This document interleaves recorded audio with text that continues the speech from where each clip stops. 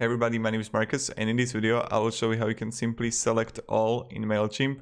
So let's start. The first thing you want to do is just be simply in an audience and then just click here in view contacts, right? And when you're gonna be here, you're gonna see like all the mails here that you got. And now when I'm going to click, it will take me a long time, but what you can do actually is just go here to this free, like this arrow, and select all, or they deselect all, and this is how you do it. It's like really simple and really easy. And yeah.